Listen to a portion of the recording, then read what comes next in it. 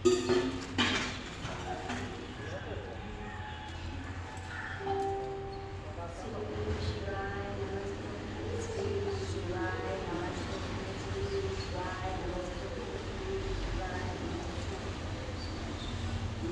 कुमार जी बोले, हे व्यास जी, अब शिव जी के उस चरित्र को सुनाता हूँ जिसमें उन्होंने दानवेंद्र गजासुर को त्रिशूल से मार दिया था तथा जब देवताओं के हितार्थी देवी ने महिषासुर को मारा था और जिसका बदला लेने के लिए ही उसके महावीर पुत्र गजासुर ने उग्र तप कर ब्रह्मा जी से वर प्राप्त किया था। जब इस प्रकार ब्रह्मा जी से वर प्राप्त कर वह अपने स्थान को आया तब उसने सब दिशाओं तीनों लोक सहित देवता असुर मनुष्य और इंद्रादि को सहित सब गंधर्व और सर्पों को जीत उनके तेज का हरण कर लिया। उसने देवताओं को अपने चरण में गिराकर प्रणाम कराया और सबको प्रचंड आज्ञा देकर महेंद्र पर्वत पर जाकर क्रीड़ा करना आरंभ किया।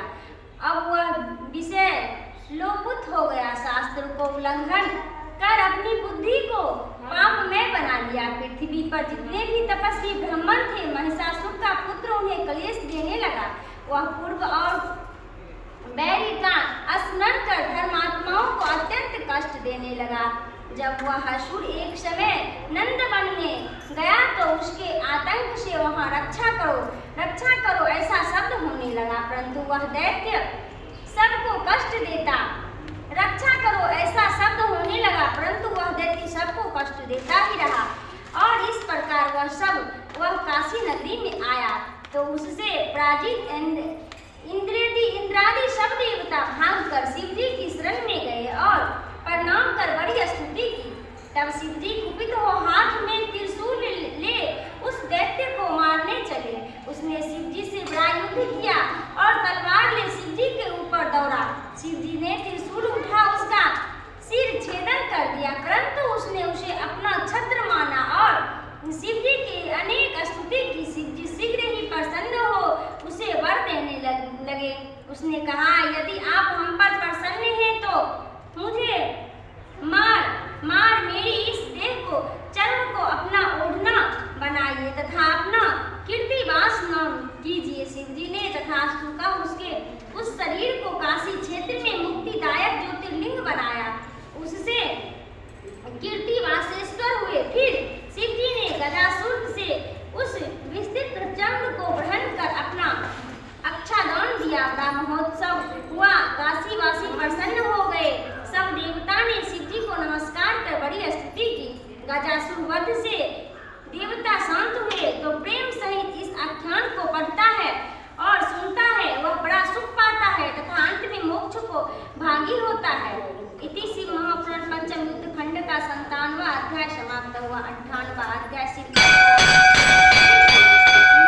वध वर्णन। सनत कुमार जी बोले, हे व्यास जी, अब बुद्धि निर्हाद का चरित्र कहता हूँ जिसे महादेव जी ने मारा था। वह विष्णु जी द्वारा दीति का महाबली पुत्र हिरण्याक्ष दैत्य मारा गया तो उसके कारण दीति को बड़ा दुख हुआ। तब धुंध निर्हाद हो आकर दीति को बड़ा आश्वासन दिया और देवता किस प्रकार जीते जाएंगे इस पर विचार किया। उसने निश्चित तत्व निकाला। उसने कहा, इससे ब्राह्मण आदि कारण है। धुंध निर्हाद हो ब्राह्मण का ही संहार करना चाहा, क्योंकि देवता तो याग भोगी और यज्ञ वेदों से उत्पन्न हुआ है तथा ब्राह्मण इसके आधार है। इस प्रकार देवताओं को ब्राह्मण का बल है। संपूर्ण वेद तथा इंद्रादि देवता ब्राह्मणों के ही आधार पर बली हैं। यदि ब्राह्मण नष्ट हो जाए तो वेद स्वयं ही नष्ट हो जाएंगे। पश्चात यज्ञों के नाश होने से देवता भोजन रहित हो जाएंगे और तब इन्हें सुगमता से जीता जा सकेगा। फिर मैं ही तीनों लोगों में प्रतिष्ठित हो देवताओं की अच्छा संपत्ति हो हरण करूंगा। ऐसा निश्चय कर वह दुष्ट वीर विचार करने लगा और तपशील ब्राह्मण को खोज की इसे ज्ञात हुआ कि अधिक ब्राह्मणों की भूमि काशी है, अतः पहले उसे जीत कर फिर दूसरे तीर्थ को जाऊंगा। धुंधी निर्हाद हो काशी में आप ब्राह्मणों को मारने लगा। जो ब्राह्मण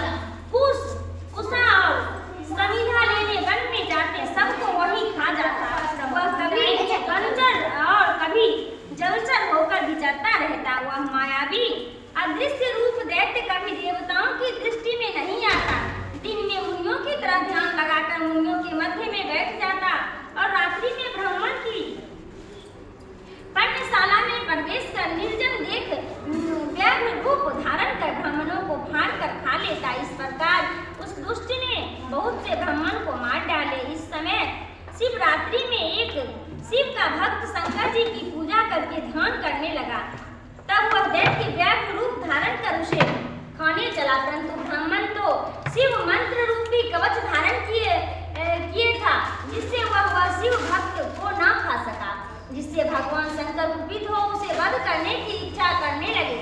फिर तो जो ही उसने व्याघ्र रूप धारण कर भीतर जा उसका भक्षण करना चाहा, त्यों ही भक्तों की रक्षा के में चतुर बुद्धि वाले भगवान शंकर ब्राह्मण के उसी पूजित लिंग से प्रकट हो गए। शंकर जी को प्रकट हुआ देख वह दैत्य उसी रूप में इतना बड़ा कि पर्वत के समान हो गया, परंतु शिव जी ने एक ही मुष्टि मारकर उसके जीवन का अंत कर दिया। उसकी भयानक चिंगार से आकाश व्याप्त हो गया।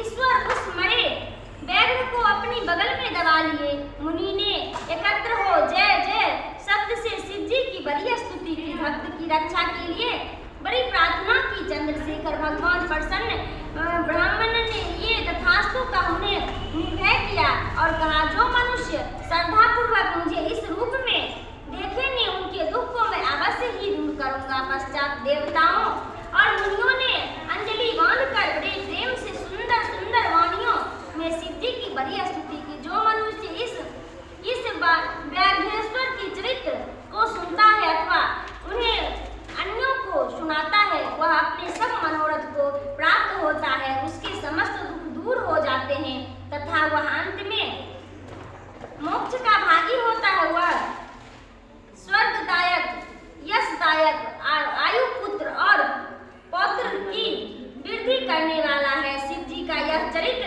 उन्हें प्रसन्न करने वाला कल्याण रूप परम ज्ञानदायक, विहार हरता तथा परम रमणीय है। इति पूर्वार्ध समाप्त।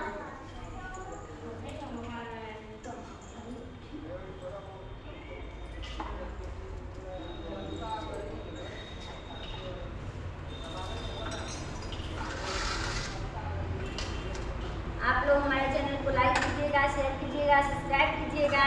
शिव महापुराण खत्म हो गया है, हमारे चैनल को प्यार दीजिएगा। Bye bye.